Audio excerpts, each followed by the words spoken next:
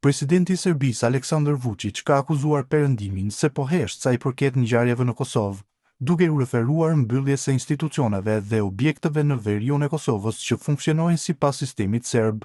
Në një intervistë për televizionin publik të Serbisë, Vučić tha se zhvillimet e fundit dhe incidentet e fundit në Kosovë tregojnë se këto janë veprime të organizuara nga Prishtina me ndihmën e heshtjes kombëtuese të komunitetit ndërkombëtar të udhëhequr nga shtetet perëndimore.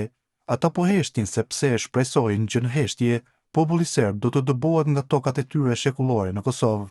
Në të njëjtën kohë, kjo po shkakton ankth te disa aktorë politik në Perëndim dhe Lindje, që është një nervoz shtesë për kryeministrin në detyrë të Kosovës Albin Kurti, dhe këtë në kuptim politik duhet ta shfrytëzojmë, tha ai. Kosova nisi mbylljen e institucioneve serbe në fillim të vitit 2024, fillimisht u mbyllën në organet e përkohshme komunale, Banka Kursimuare e Postës, Posta e Serbisë, Fondi për Sigurim Personal dhe Shëndetësor, Qendrat për Punë Sociale, ndërmarrjet publike dhe institucione të ngjashme.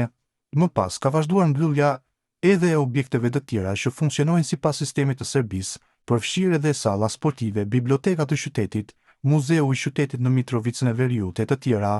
Kosova i konsideron këto institucione të palishme dhe paralele. Faktori ndërkombëtar vazhdon dhe ka kritikuar Kosovën për veprimet të pakoordinuara në veriun e Kosovës sa i përket mbylljes së institucioneve.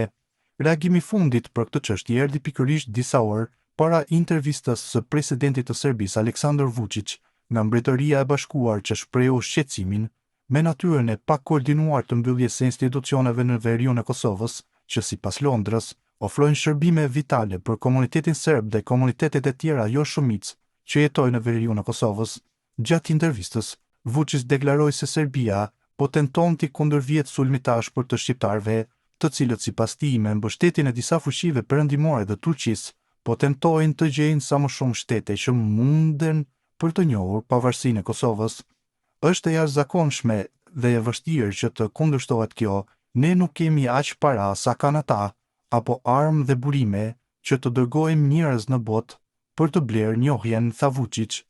Pa dhënë dëshmi për këtë pretendim, së voni pavarësinë e Kosovës e kanë njohur Kenia dhe Sudani, duke bërë që shteti deri më tani të njihet nga 116 vende të botës, sipas të dhënave të Ministrisë së Jashtme dhe Diasporës së Kosovës. Megjithatë, në vitet e fundit, Beogradi ka pretenduar se disa shtete kanë tërhequr njohjen e Kosovës.